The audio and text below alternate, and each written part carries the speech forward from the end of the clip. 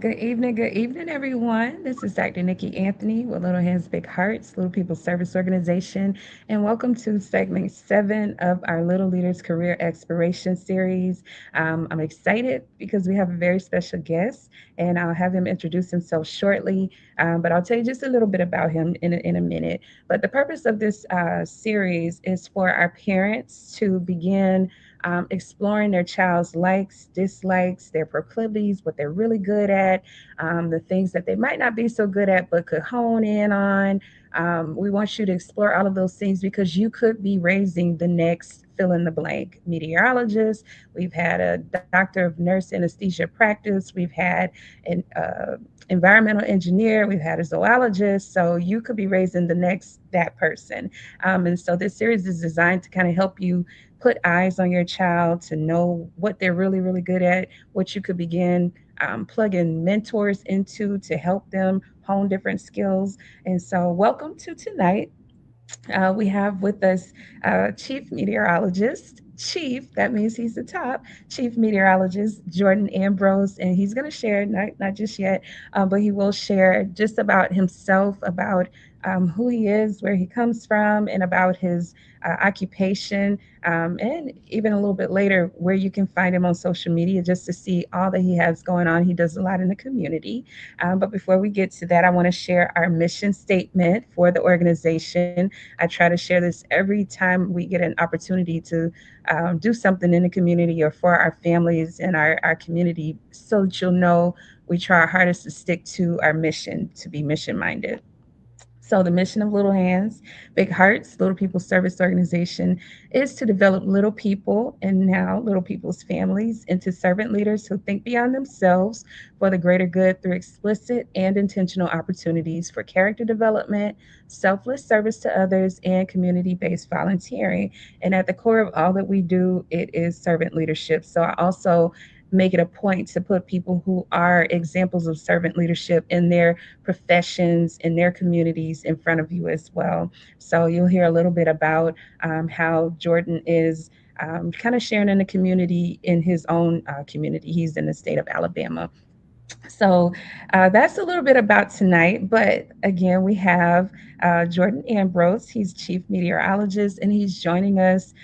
He was so gracious. I've been meeting a lot of people via social media. He was so gracious to accept my message and to respond and to agree to join us tonight. So if you have any questions, feel free to throw those in the chat and we'll try to get answers. If we don't get to your answer, on the broadcast, then what we'll do is try to get you an answer sent via email. So you can email your question if you don't hear an answer, and you would email it to info@littlepeopleserving.org. And as soon as we can get an answer to you, we will do that because we want you all to be informed. All right. So Jordan, if you don't mind, just kind of share about who you are. Tell them who you are on today. So thank you, and thank you again for joining us. But go No, ahead. thank you, Dr. Anthony.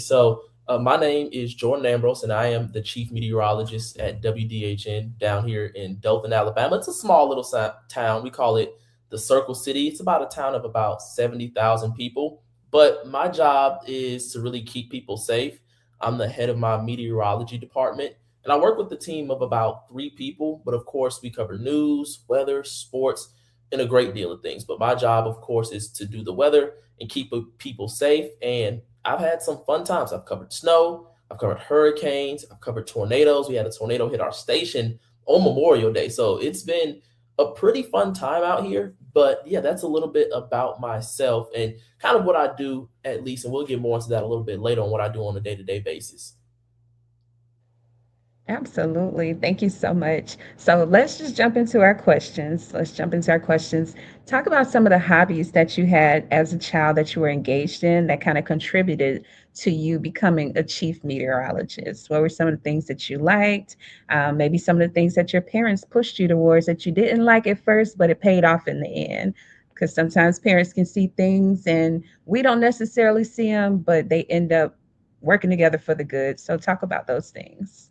Absolutely. So I would say the two main things that I think is very important is football. I always played football up until high school. I did get an offer to play in college, but I chose education over football. One thing my dad told me is if you get injured, football might not always work out. So you always want to have a backup plan. So I tried to combine both of them, and I went to Jackson State University. And if you don't know, that's where Deion Sanders went. So I tried to walk on at Jackson State, and then Deion literally kicked everybody out and then brought Shador, Travis, and all that other stuff. So it was time to focus on my education. So but some of the things that really helped me was one, football, because it taught me how to work with the team.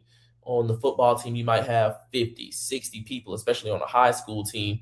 And that's a lot of personalities. So dealing with maybe 10 to 15 personalities is a lot easier than dealing with 50. Another thing is staying in school. My dad was always big on have a backup plan, have a backup plan, have a backup plan. So even though football was my first love as far as what I like to do as a hobby, I also knew I loved science. So I always did science fairs, and I also made sure I took AP classes in high school. So when I got to college, I didn't have to take as many classes, and it made my life 1,000 times easier. So really just prepping ahead and getting into some of the things that you do like. So if you like science, maybe join a science club or participate in a science fair. If you're a math person or even a reading person, join a reading club or do certain things, because there's a lot of opportunities out there, and the main thing is networking. So those were the two main things that I did that kind of contributed to me becoming a meteorologist, then a chief meteorologist.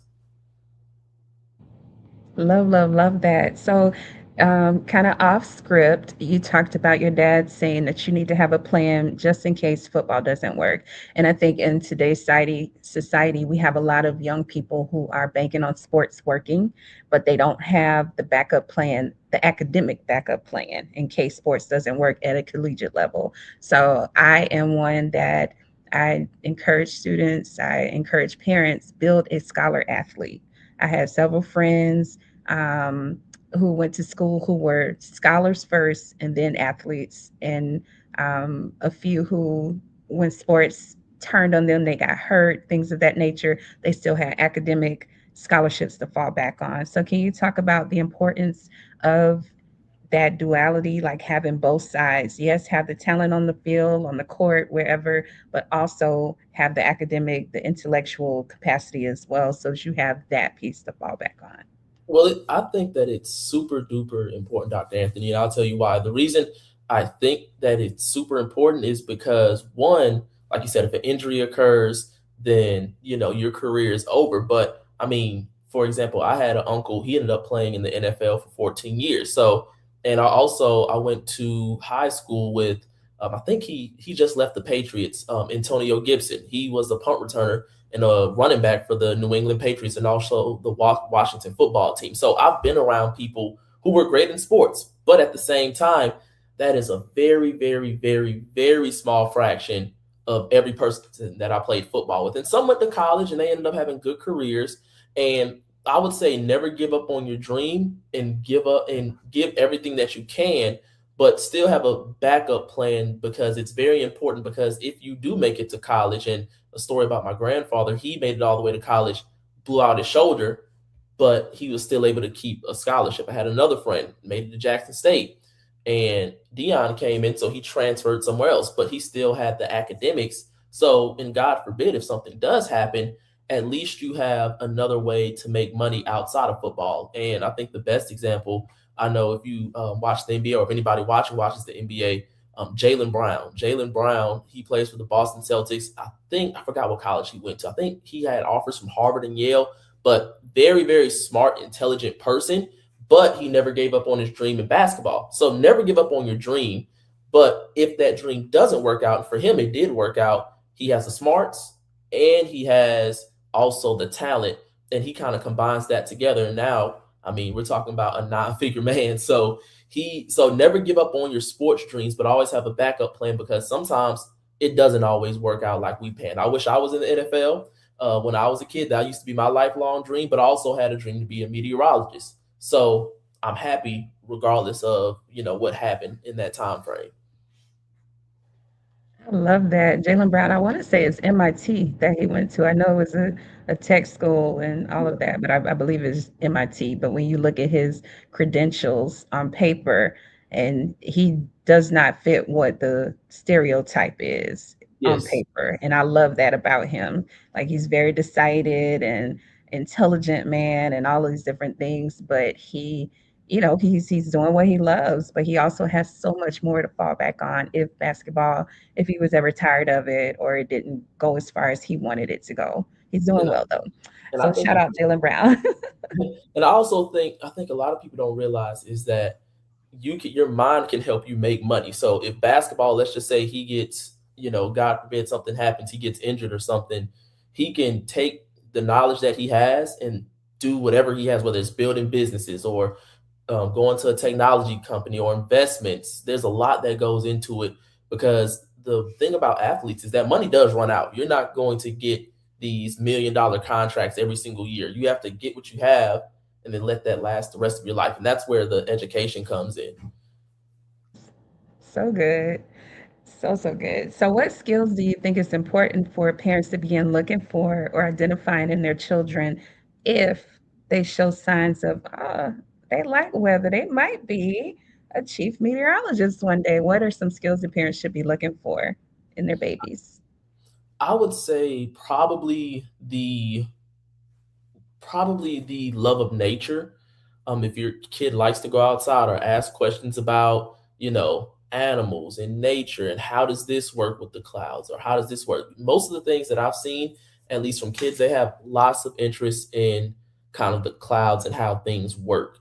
If they are asking how things work, then when it comes to weather and going outside in nature, then I would think that's the kind of path to meteorology. But also, I've seen people where they might love animals and then they become a biologist or something like that, or marine biologist. So I would say weather as far as nature, and if you're looking at nature a lot, or if you see people also maybe watching the water, just little things like that, and even just the happiness to be outside. That's something that you kind of look for. And like, hey, maybe this person is into meteorology, or if not, maybe biology or something with animals, and all of those kind of come together. Love it. So, parents, kind of keep your eyes open when you go outside for those evening walks or whatnot. You going to the beach and you Yes, notice them looking at different cloud patterns, cumulus stratus, and what's the other one? Nimbo, cumulus nimbo, something like that. it's all of those. So just keep your eyes open. Okay, so earlier, this is off the beaten path, but earlier you were talking about some of the natural disasters that you had experienced. Do you have one that sticks out in your mind as far as professionally that you had to cover? Maybe you had to be on scene for it, because I think when we first were preparing to record, that you had an emergency that came up with work, and so you couldn't be with us the first time. So is there anything that sticks out in your mind? What were those feelings? Because I don't think we realize how dangerous sometimes being a meteorologist can be. So kind of talk about that if you have a favorite, not a favorite, but something that sticks out in your mind. So I have two of them. The biggest one happened on Memorial Day this year. We had a tornado hit our station directly, and I was on air, and we were covering kind of an area that was on the radar that looked like it was rotating. And in between, and a lot of people don't know this, radar scan every 5 minutes. So if something happens in between that 5 minute window, we don't know based off of, unless we have any observations. So in that 5 minute time frame, a tornado formed and hit directly at our station with winds of 105 miles per hour. And I was on air during that time, and you can hear the glass breaking, the building shaking, and it ended up throwing a tree into our station sign, which is a very, very crazy event. And it blew out some of the windows, blew out some of the car windows, and luckily we had no injuries. But my boss, he was about to head outside, and we have security cam footage of that. And within the span of 4 seconds, the time he saw the tornado and the time he ran, in that 4 second time frame, the window broke from the tornado, so he could have been seriously hurt or injured from that. That's probably the biggest one, and it did help my career from a standpoint of that video went around a lot of places.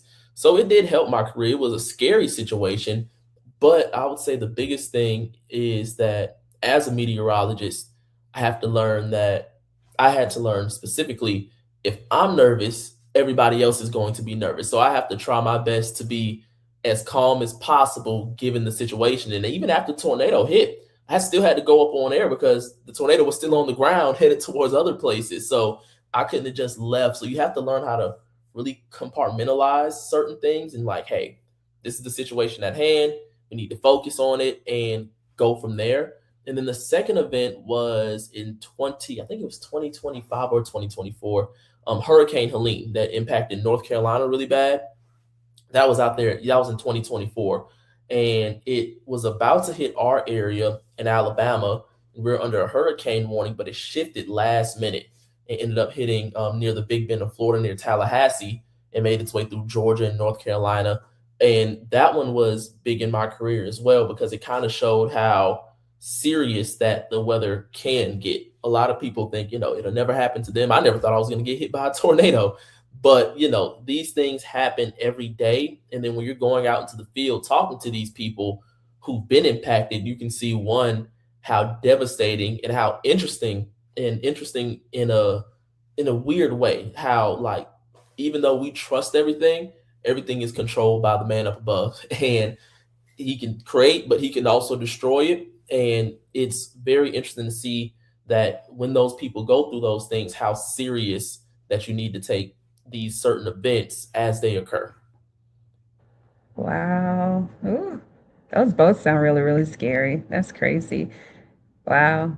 And so I would imagine it takes a lot of empathy as a person when you are reporting these things and trying to do it from a place of just care and concern and not because like I know in the past we've seen where people refuse to leave or things like that, and it can be disheartening when you see oh, y'all have a hurricane warning, I'm not leaving, I'm doing such and such, and the rest of America is like, well, I hope they get hit so they'll know you need to evacuate and this kind of stuff. How do you, I guess, approach things with that level of sensitivity that it is very obvious that you have, but how is that developed, or how do you continue to practice that empathy and that concern for people, especially when people make decisions that aren't very savory for themselves or their families. I think the biggest thing is teaching off of experience. What I like to tell people is that since I've been through it, I don't want you to go through it. So this is the correct, or what I've seen talking to other people. And you still have to have some sense of calm and tell people like, hey, this is because there's had some certain events where maybe it wasn't necessarily warranted. And since it wasn't warranted as far as the level of fear, I'm not going to tell people, hey, this is going to be the worst storm you're ever going to see. But honesty and transparency is really big. I could say, like, let's just say it's a day where we might expect a few tornadoes, but we're not expecting like 15, 20. It's very good to be like, hey, we're expecting maybe a tornado or two, but regardless, I want you guys to keep an eye on what's going on with the weather. So transparency is very important, and also not letting people know your personal experiences and kind of being an open book like, hey, we think this is going to unfold. If a big thing is a lot of people in our area do live in mobile homes, so I'm like, hey, I'd rather have you be safe and I'd rather have you be mad at me for being wrong about something than you staying in a mobile home saying you don't believe me and something does happen and then you end up suffering the consequences. So that's how I usually approach it from more of an empathetic standpoint. Because if something does happen, we have to cover it. And I don't want to cover somebody perishing in a bad way. I'd rather have somebody lose their house and have their life than lose their life and their house. Wow. Oh, that's so kind. This is servant leadership, everyone. So this is something that I love when it comes across that no matter what profession you are in, you can still lead through kindness, and this is an example of that I don't want anyone to be hurt. So being transparent, being honest, like you said, I don't want anyone to be hurt. My heart is for everyone. I'd sooner be wrong than be right and you lose your life. I love that. So thank you for that. And that's what we're trying to develop, parents. We want our kids to be leaders in servant leaders actually in wherever they are in their classrooms, on their teams, when they grow up, when they're in college, when they graduate, when they move into their professions, that they lead with this care, this concern, this compassion for other people. So thank you for highlighting that. I know it was inadvertent, but you did an excellent job. Thank you very much.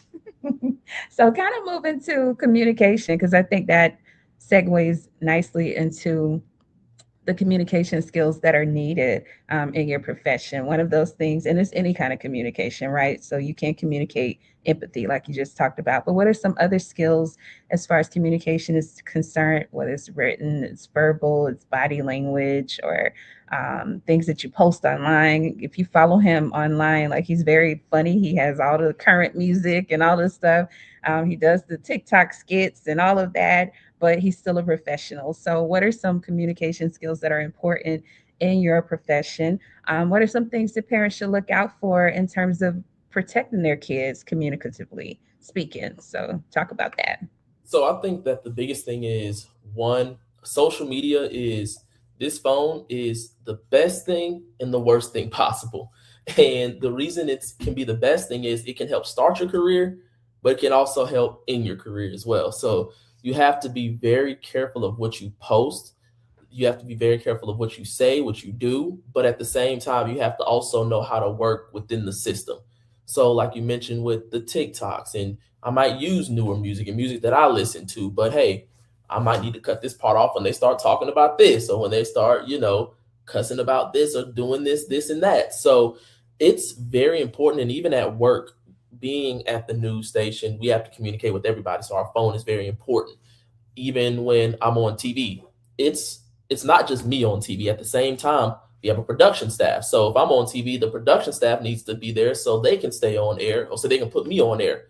We also have a digital writer, so I got to keep them updated on what's going on. We have an anchor. So basically talking and texting to everybody within the team because it's a system. Even when you're working, it's kind of like um, equal parts of the body. I might be the head, but I also need arms. I need legs. I need to communicate with everybody else so they can also know what to do, which in turn not only makes them look better, makes me look better, makes it a well-oiled machine. So, and as far as social media, like I said, the main thing is you have to be careful on what you do because a digital footprint is real. The main thing that I did is that once, especially even when I went to college, I kind of made sure everything that I posted was not, of course, even when you're 18, 19, 20, everything that you're not going to post is going to be great, but make sure it's just nothing too off the wall that where it might be screen recorded one day or it might be done in a certain way. And then it's a job opportunity and you're missing out because I've seen people who have missed out on job opportunities because their social media wasn't clean enough and they had certain things going that wouldn't reflect well on the company. So if you can keep your circle tight on social media, I know some people have close friends and spam pages and stuff like that.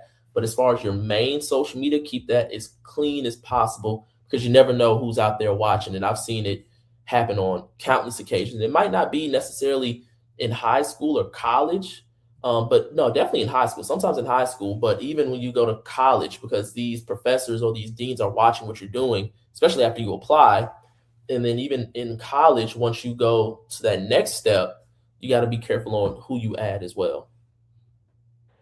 Thank you for that. So I'm gonna just kind of throw something in there. We were on college tours last week, all last week, in Tennessee, in Nashville. We visited three schools.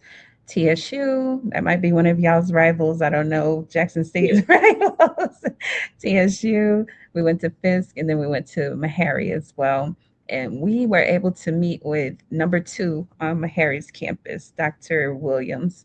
Beautiful woman, very accomplished woman, but she got on the subject of, she began talking on the subject of students in social media. So Meharry is a very prestigious college for medical sciences and whatnot. They produce some of the top black doctors in the nation, right? I think they put out the most black doctors in the nation, right? So all of this, and she began to talk about high school students and even middle school students, how they will go back, they will find you on social media to determine if you're a good fit for their establishment, for their institution. And if they see things that, like you said, are unsavory, you are shooting yourself in the foot now for something that you might not even get to for another 3, 4, 5, 6 years, right? So, again, just as Jordan said, be mindful of what you are posting. Um, because you don't want to lose opportunities before they're even extended to you. You can be as smart as you want to be, as accomplished as you want to be, and still lose opportunities because of things that you've said, because of dances that you've done, because of music that's blaring in the background that does not fit the future that you say you want. So just be mindful of that. And Go I ahead. do want to add one more thing, because one thing I also learned in college is anonymous doesn't mean not truly anonymous.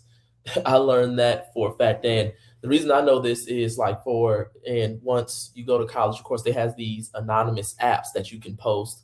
It's like basically a small little gossip page like Fizz and Yik Yak and stuff like that. And I went to Jackson State and TSU. We used to have I think it was in Memphis. We used to have a game every single year, the Heritage Classic, and we used to play in Memphis every year. So shout out to Tennessee State, but it was I'm part of a D9 organization, and the main thing that we did was even when you sign up for these anonymous apps, you have to enter in your college ID. So because they don't want everybody who's not a part of the school to join this. So if you really say something, whether it's like a threat or if you're threatening somebody and the police or anybody wants to find you, that same thing that you applied for with your email or with this or with that, that's all traced to you. And then also, even outside of that, they have IP addresses.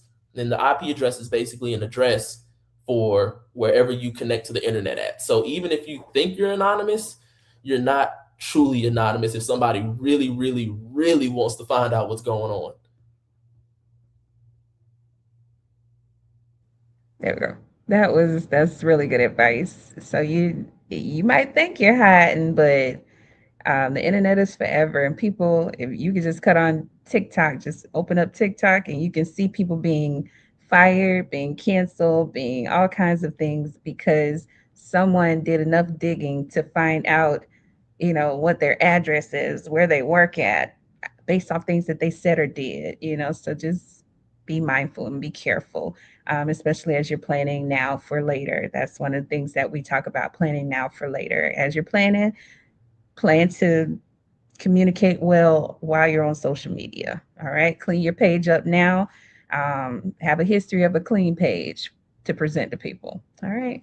So let's jump into character traits. What do you think are some character traits that are necessary for your profession? I feel like you might have hit on it, but if you have any more to add, feel free. What are some character traits that we should be looking for in our next chief meteorologist, niece, nephew, son, daughter, whoever?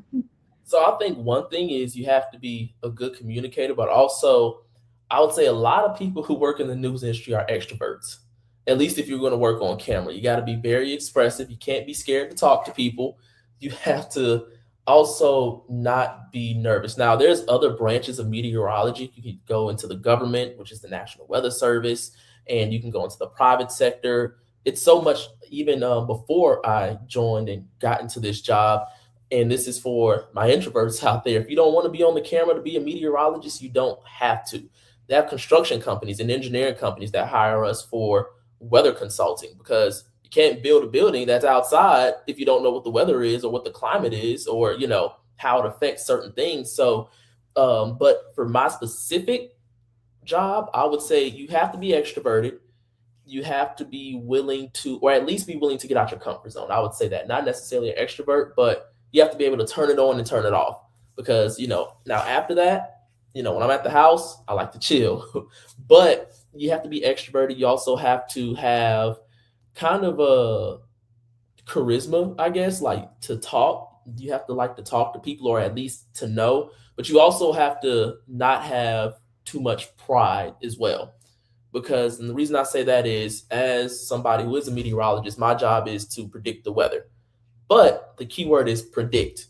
I have no you can make the best prediction as possible. At the end of the day, I'm not God. He's gonna do whatever he wants to do. So you have to have the transparency and humility to be like, hey, I was wrong. I was wrong on this. Here is what we've done, and here's what we thought, and here's what actually happened, and here's why that happened. So I would say honesty, transparency, and also another thing that I think that is huge in meteorology, you also have to have the ability to communicate effectively, but not as far as just talking to people, but how to talk at a certain level. For example, I can, since I went to college for it, I mean, there's plenty of crazy terms like I'm talking correlation coefficients and stuff like that, where your regular person is not going to know what I'm talking about. Or, we talk about, velocity, storm relative velocity, very crazy words. But how can I break that down to my viewer who knows nothing about that? Instead of saying this is storm relative velocity, this is our rotation detector. We got to see if there's a tornado on the ground. Instead of saying, or if I do use those fancy words, explain what it is. If I might use correlation coefficient, and everybody's like, "What is that?" I've had people, news anchors, talk to other meteorologists, and they're like, "English, please." So you got to learn how to break stuff down to other people's level. Like, hey, okay, I'm seeing this. All this means is if I'm seeing this blue thing right here, that means that it's something that's not supposed to be there. That might be a tornado. Breaking it down, simple. So basically, effective communicative skills and also the willingness to get out of your shell a little bit because it can be uncomfortable. I started off, and even though I was an extrovert, I've met people, and you might meet people. You might be a day where you don't feel like meeting people, or you might be out as somebody who is a public figure, and you might be sick, and somebody might want to come up and talk to you. And I would say the last thing is thick skin. You got to have thick skin because as somebody who is on social media and who is somebody who is a public figure, you will get 90% of what you get will be positive, but you can't let that 10% of negativity affect you. You got to learn how to, if it's valid, you can correct yourself from it, but don't let all the negative comments affect your psyche because then that affects your performance as well. That's good. That's really, really good. So you are a public figure, conduct yourself as such. How do you manage negative things if and when they occur? How do you handle that? Because I think that kind of speaks to character and character development. And my dad used to always tell me when I was little, and it was a hard thing to understand, but as I grew older, I began to understand, better. He used to always say, everybody's not gonna like you, is Yep. that's just it. Everybody's not gonna, I don't care how nice you are, how kind you are, how softly you speak, how firmly you speak, whatever it is, they're not gonna all like you. You have to learn how to be okay with that and still be okay, like moving forward. So how do you handle things that come against, maybe your professionalism? I don't know if anything is coming against your professional, but how do you handle those things? So the way I usually handle it is when I first started, of course, when you first start any career, it's going to be a learning curve. So if I would see if I see one negative comment, I'll usually let it, roll by. But if I see, let's just say I see multiple negative comments and they're all kind of saying the same thing, then that's when the humility kicks in. It's like, okay, maybe this is something I might need to work on. And then you take the criticism from it, and you don't let it affect you mentally, but you kind of critique your own self and like, okay, if I have 5 to 10 people tell me I'm talking too fast, maybe let me just slow down just a little bit.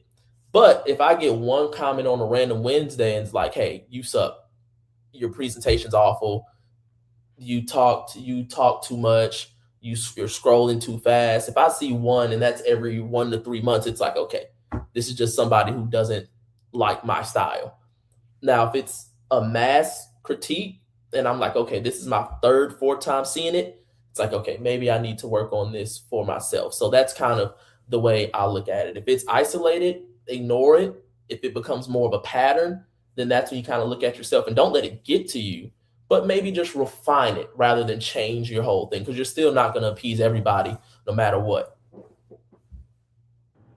So, self evaluation is a big part of what you do and how you stay as face forward, front forward. How you stay, I don't want to say relevant, but I think that you have a really great presence. I've seen some of the, how you share on social media about things that are going, you'll share clips of, what's going on. So I think you're handling it well, but you believe in self evaluation, is what I'm getting at, right? Yes, thank you. Yeah. Okay. So parents, practice that with your student. Practice them taking inventory of things, and how can they become better instead of bitter after hearing something that they might not like. Again, everybody's not going to like you, and they don't have to like you, and you can accept things or you don't have to accept things. This concept of chewing the meat, spitting out the bones, teach them that. Take the stuff that you can, do with it what you will, and everything you don't need, discard of it. So work on that with your babies. So we're kind of moving towards the end here. Um, we talked about character. What are some of the educational requirements? So that's a big one. I, coming out of education, special education, 14 years I worked. I have a heart where I want to see all my little babies, every child connected to me, go to college. That's just me. I know everyone won't, but I won't stop pushing for college. And then whatever else we want to do, I'll work towards that. I'll help you as much as I can. But what are some of the educational requirements to become a meteorologist and a chief meteorologist, if there's any difference or variance there? And then talk about certifications and things of that nature. Like you talked about the National Weather Service. Do y'all have any organizations that you like, professional affiliations that you're a part of? What are some of those things? Okay, so when it comes to becoming a meteorologist, and that's a really good question. So you have to, of course, get a degree usually in atmospheric science, meteorology, or environmental science. But typically, most jobs look for meteorology or atmospheric sciences, which is really kind of one and the same thing. But I'll tell a lot of people is you do have to be prepared for the math. And a lot of people don't realize, people think I just talk on the screen and do all that other stuff. But if you're working for even the National Weather Service, but to become a meteorologist, you have aviation meteorology. A lot of people don't think, and Delta, the airline company, they offer jobs because you got to know what the weather is as the airplane's climbing. They got to know if they're going to hit turbulence. So it's a lot of math. In college, I took 4 calculus classes. I took 2 physics classes. I took thermodynamics. I took orbital differential equations, which was like the study of a circle. Because a lot of people don't know. Well, it's something that everybody knows, but the Earth spins in a circle. So everything, hurricanes are in a circle, tornadoes in a circle. Everything is a circle out here in nature. So we had to take a lot of classes. So that was the first thing. And even if you don't want to get into meteorology and you want to be on the news, then that's what I got my master's in: journalism, how to tell a story, how to write, and that's when I took the majority of my writing classes, but I took marketing classes as well. Because the big thing about journalism is how can I make this story appealing to the person watching? I might think it's interesting, but is the person I'm talking to thinking that it's interesting? How can I make my story more interesting and more palatable to the viewers? So that was education wise. And then even joining organizations like with the National Weather Service, I tell people, in kind of what you mentioned a little bit earlier, Dr. Anthony, of trying certain things that you are not sure about to see if you like it or not. Because when I was at Jackson State, my senior year, I tried to do the National Weather Service thing. And I went over there, went to Jackson, Mississippi, and I used to wake up 4 in the morning, get over there. We used to launch weather balloons and do other things. But it was an enjoyable experience. But I realized, I said, this is not me. This is more of like a desk type of job, and it's very mundane and computers. And I'm like, I'm not into that. But at the same time, I would be lying to say I didn't learn a lot from it.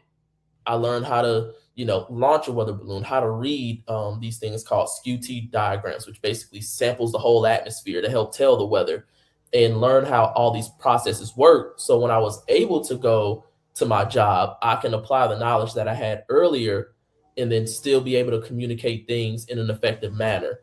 And then when I went to the University of Nebraska, the main thing I learned was, and that was virtual and online, is that you had to learn how to, whatever story that you're saying, one, you got to know your demographic.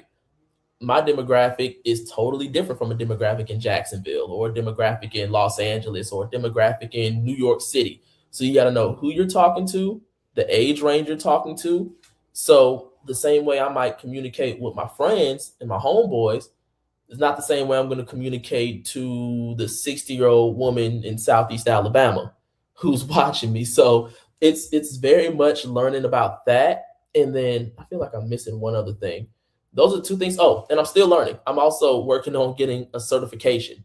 So the knowledge doesn't necessarily stop because as you climb and you get into bigger markets, so Dothan is considered a smaller market. So there's like 210 markets, we're 161. But as you grow, I think New York or LA is like number one and number two. They require more. So I'm working on my AMS/CBM, which is a certified broadcast meteorologist. And most jobs, once you get into that higher level, of course, more money, more certifications you probably need because you need to know who you're talking about. Because I'm talking to 70,000 people, but New York, they're talking to 11 million people daily. So that's a huge difference. So they require a broadcast meteorologist certification. So I know that I need to continue to learn and get that so I can get to those next levels and maybe be a chief meteorologist somewhere else. So with knowledge comes power, and then eventually everything else. I know people care about the money as well. If you do what you love, the money does matter, but it doesn't matter as much. But all of that will come within itself also the more you build your education or whatever. Even if you don't go to college, like you said, a trade, if you become a master of your trade, get as many certifications. I have a cousin, he's an electrician, and he just got promoted. And as he got promoted, he's going to a way bigger platform, but he got those certifications as well. Love it. And it doesn't stop. I had to research for education. I haven't been in the system since 2021, but I had to research because people still want to know that you are current. People still want to know that if you're talking about it, and I always tell people, I was in special education. They want to know, like, oh, so you still certified? Because something could come up later. They might want you in that role in their organization. So definitely stay current. I had a professor years ago who would always say, I'm a student of learning. Like I'm always in a place of learning. Even though he was doctor and everything on paper, he made it a point to stay in trainings, to stay in symposiums, to stay in conferences, to do all of those things to stay current, because the world is constantly changing, especially in the age of social media, technology, AI, all of that. Things are changing rapidly, like by the minute. So we have to stay current. So I love that you highlighted about your licensure. So we're wishing you a platform if that's what you want. We're wishing and praying for you a platform like Los Angeles or DC or New York. If that's what you want, we're gonna be believing with you.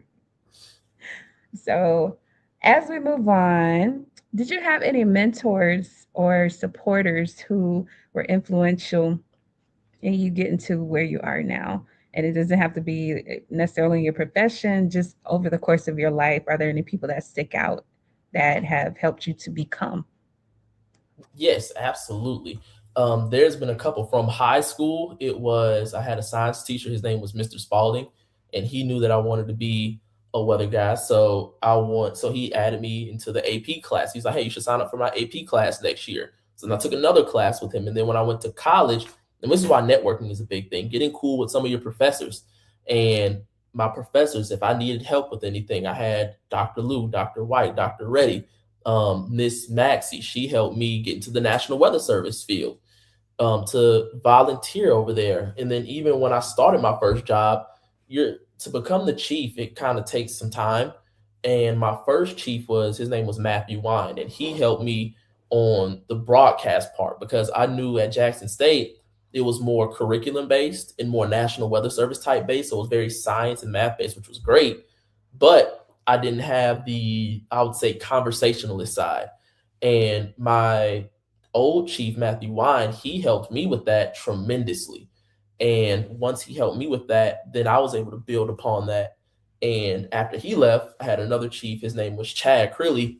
He helped with more on the science side. So then I was finally able to kind of find that balance when it was my turn to become chief.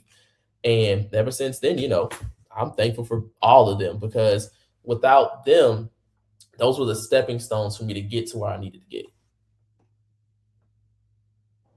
So, how are you, if you're able to? I know you have a busy schedule, but how are you mentoring or giving that back in your current profession or outside of it? How do you give back? And just kind of talk about servant leadership. Like, what are some things you're doing in the community that kind of lend themselves to servant leadership and developing the next generation of servant leaders? So the main thing that I typically do is, well, one, I revitalized our internship program. So I have two interns, and the good thing is, so I'm currently 25, but the good thing is I can still relate to them because they're 20, 22, 23. So it's like I might be talking to maybe my little sister or little brother.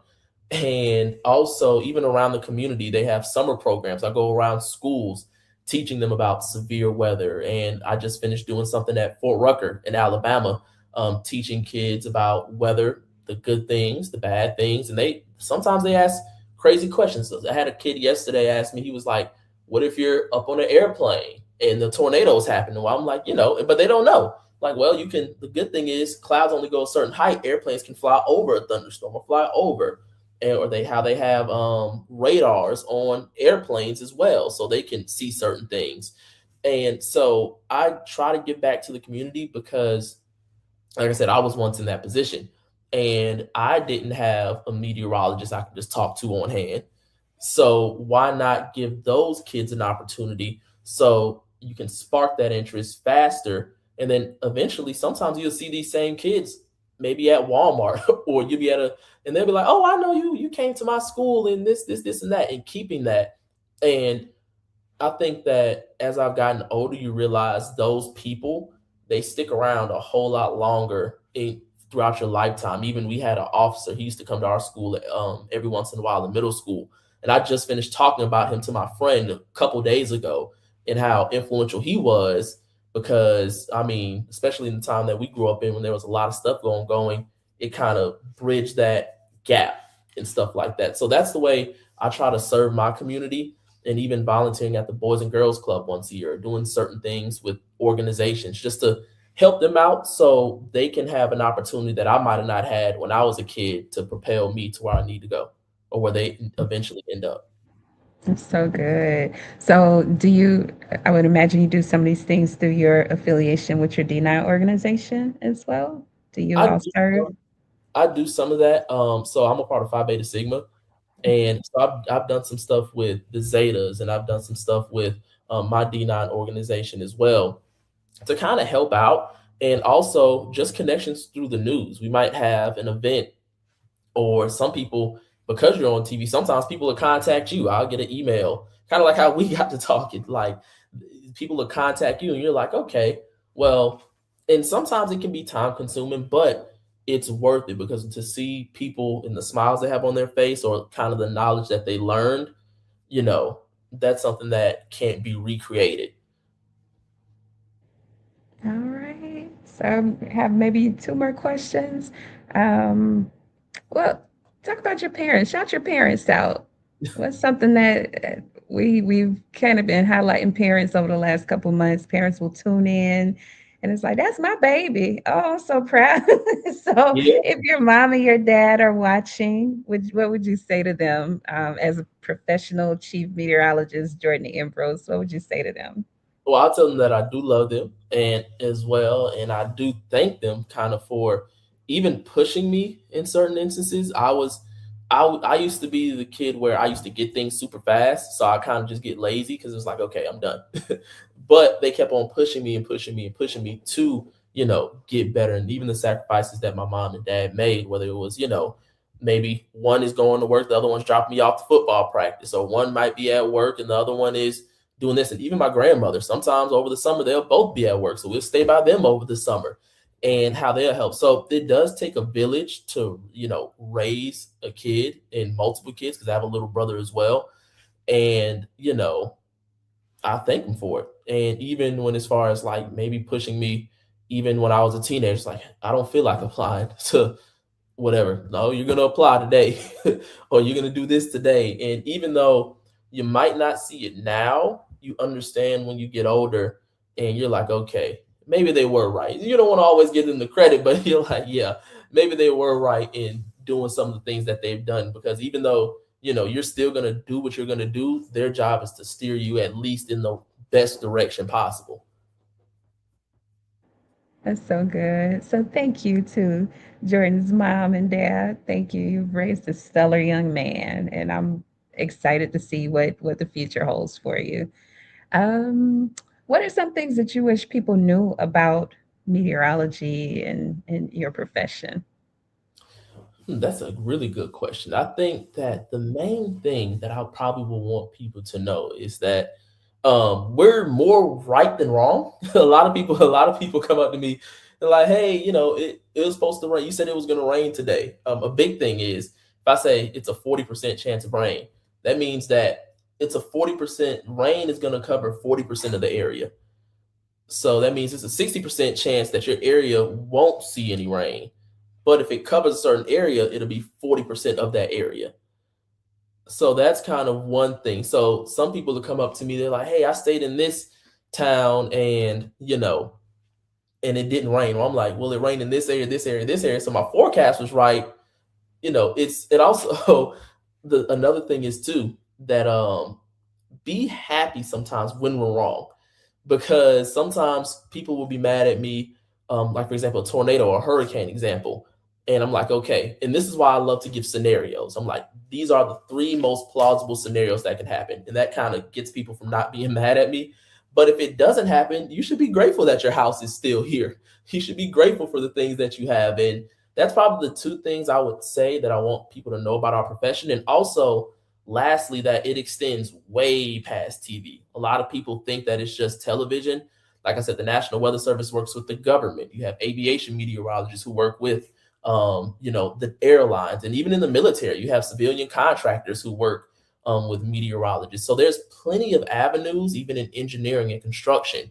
There's plenty of avenues you can go with this degree. You don't have to be on TV. I know a lot of people who they might be a little shy or they might be introverts and like, I don't want to do it. I don't want to be on TV. There's plenty of other things that you can do behind the scenes, whether it's engineering and math and all that other stuff and different portions of meteorology that you can apply and still get paid very, very well. They pay more sometimes than what we get here on TV as well. So there's plenty of things that you can do, and it doesn't the field that you go into usually expands more than what you typically think. And I love that you highlighted the different ways because that's one of the things that I I don't know everything, but that I try to expose our students to and our families to. So education can look a whole bunch of different ways. It's not always just being a teacher or a principal or something like that. You could be a tutor. You can have do educational services for different educational companies. One of my close friends, and she's a part of the organization. She has taught different educational programming. You know, I have a friend who is she works for PBS, but she does the educational programming for PBS, you know. So there's so many different ways that a career path can go. So I love that you highlighted that. I love that. Um, and that was news to me. So the percentage is the likelihood that it will happen, that weather pattern will happen in your area versus not happening in your area. Is Yeah, that yeah. oh Covering an area that's like, let's just say it's 50, 60 miles wide, and I have a 30% chance of rain. That means I'm saying about 15 miles of that area could see some rain within that time period. wow. Sometimes there'll be scattered thunderstorms, so we don't know where it's going to pop up. So I'm like, okay, I think out of every single place in this area, I think 60% of this area will be covered in rain. The other 40% will be dry.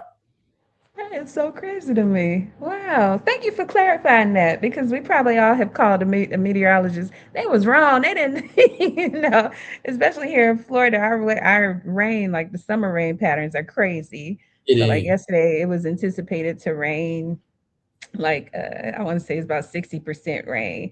And I was here in Jacksonville. We were in Orlando. We're in Altamont Springs, and I got back, and I don't think it had rained in my area at all. And then it did rain last night. You know, so thank you for clarifying that, y'all. So we probably have been very wrong talking about our local meteorologist. Let's give them great. No, let's give ourselves grace and let them be right however they're right. It's okay. So, as we're wrapping up, how would you encourage a parent of a child that might be interested in your profession? What would you say to them? How would you encourage them to kind of push their child in that direction, just to kind of get their bearings, if that's something that they want to do? What would you say? I would say contact your local news station and see if you can set up a station visit. I know I do that for certain kids. I have them visit the station, get in front of the green screen, kind of show them all the little things. And I know in Jacksonville it's a little different because it is a bigger city, so there's a lot more compartments to it. But even outside of that, one thing I did in college was started a weather TikTok.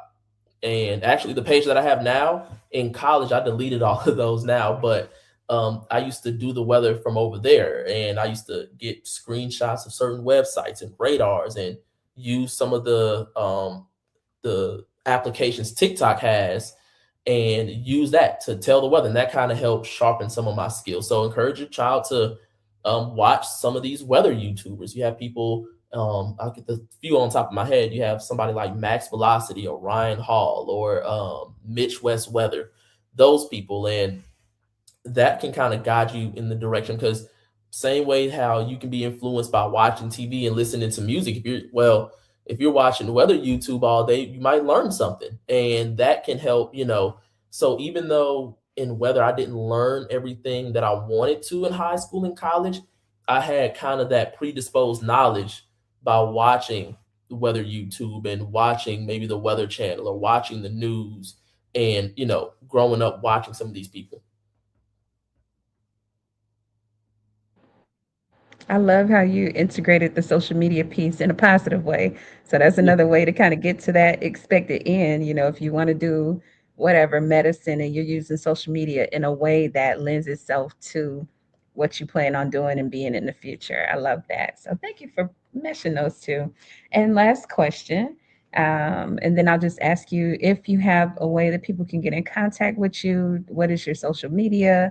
If you want them to follow you and kind of see what you have going on, I'll just ask you to share that. But last question, what are some insights that you have gained about yourself um, in this journey of being a chief meteorologist? And you stated that you were 25 years old, so I think that's a really big accomplishment to be so young. So congratulations on that. Big things can happen when you're younger parents, so don't limit your babies. Push them to be the best that they can be and to keep going, keep growing. But what are some insights that you've gained about Jordan Ambrose? Some of the biggest insights that I did gain about myself is probably I do like to be alone. At first, I used to be, well, I still am an extrovert. I like to talk to people. I do like to do things, but I appreciate my alone time now, because being a public figure, every time you step outside, you kind of got to have your game face on because you never know who you're going to run into. So that's one of the biggest insights that I've kind of learned about myself. And also is that everybody, even when you go throughout your career, you have to learn that there's certain people that you might have to distance yourself from. And it's not for the sake of, you might not like this person, but it could be for the sake for your own career. If this person is a risk for my career, I might need to, doesn't mean we can't be friends or anything, but I might have to distance myself in a certain capacity. There's certain people that I can't hang around. Or even if you are, even as you get into relationships and stuff, you might not be able to mess with certain people who do certain things, or, do certain things that, you might have been able to do in high school and college, because if it's a risk for you and your career, you have to make those sacrifices. So that's another thing. The biggest insight I gained is that you have to be careful of who you're around, especially being a public figure, because if something happens, they're not going to know them. They're going to know me first. So you have to be careful and be very cognizant of what you're doing, and also who you hang around. And also, though, keep the people who've been around you beforehand and that has always been good to you. Never forget about them, because those are the people that you, for the most part, should trust the most. And then if you really have a true friend, even when like when I was in college, if I'm around some of my friends who might do certain things, they're like, hey, is it cool if I do this? Is it cool if not? I respect your profession. Whether they are entering my house or whether they're doing something, I'm like, if I'm around them and they do what they do, that's fine. But if they're entering my area, if that's a true friend, they're gonna be like, hey, you know, this is what I usually do. I know I'm in your city. I know I'm doing this. Do I need to back off on this and that? If your true friend would definitely understand that and kind of what positions to not put you in and to put you in. I love that last piece. Knowing those real friends and that's a good distinction, parents, for our students to understand, for our babies to understand. If they're really your friend, they're not going to put you in a position that jeopardizes your future, point blank, period. I've had friends that we didn't necessarily do the same thing, but because they knew what my end goal was, they distanced themselves, when it was appropriate. And then they came back and let me know, like, no, I know this is what you have going on, and I don't want to taint that or to cause that to not happen in the future. So you do your thing. Just know I'm here from you. I'm here for you, in the background. So I love, love, love that point. So how can people find you on social media? If anyone has questions about what you do, if they wanted to follow up, how could they get in contact with you? And social media only is fine. Like, you don't have to be an email or anything. What do you feel comfortable with? I would say the best way to probably contact me is my weather TikTok, Okay. and it's Jordan's. So like no apostrophe, JORDANS underscore weather underscore page. I think it's Okay. that. Yeah, Jordan's underscore weather Mm-hmm. underscore page. That's Mm-hmm. the best way to find me. I do have an Instagram, but my Instagram is kind of like it's more personal, Mm-hmm. and sometimes I do get emails or not emails, DMs from fans and other people or viewers as well. But the best way is probably my weather TikTok because that's where I'm most active at. And if you have a question, I'm 9 times out of 10 get the notification to be able to answer. Okay. All right. So y'all heard it. Follow him on TikTok. That's the best way to contact him. Any final words as we wrap up? Thank you guys for watching. Keep God first and as well. And yeah, I hope that everybody enjoyed what we had to talk about. And yeah, stay in school. It's very, very important. I know it's not fun all the time. It's going to be hard, but I guarantee you, no matter what you do, whatever you decide to go into, whether it's in college, not college, whatever, if you put 100% into it, no matter how hard it's going to get, it's probably going to pay off at the end. Yes. All right, y'all heard it here. So I want to say thank you so much again for joining us for this segment. I've learned a lot. This was a treat for me, and I love to learn. So I'm always trying to get people that I know I don't know, because it's possible that other people don't know a lot about those professions as well. So I've learned a great deal. And don't be surprised if I'm calling you like, "Hey, we're headed to Alabama A&M. We're gonna be visiting. Can we stop by and holla at you?" We went to ASU a couple years ago, 2 years ago. We went to Tuskegee 2 years ago. So we are everywhere when we do our college tours. But I'm trying to merge things so we do career and post secondary at the same time. So if you get a call, just holla at me so we can stop by the station and you can show them what you're doing in live and in living color. Okay. Um, that is that. Thank you all for joining us. Come back next month. We'll be focusing on music, art, and culture with Dr. Emorja Robertson. He's gone viral for his, I want to say his baritone voice, but just he's a doctor of music. So join us for that. We have just a few things coming up. So we're getting our next cohort year started. We'll be starting in August with our new cohort. So if you have not signed up your student to be a part of the new cohort, please do so. Spaces are going quickly, and we'll be moving on in our year. Thank you again for joining us, and you all have a wonderful night.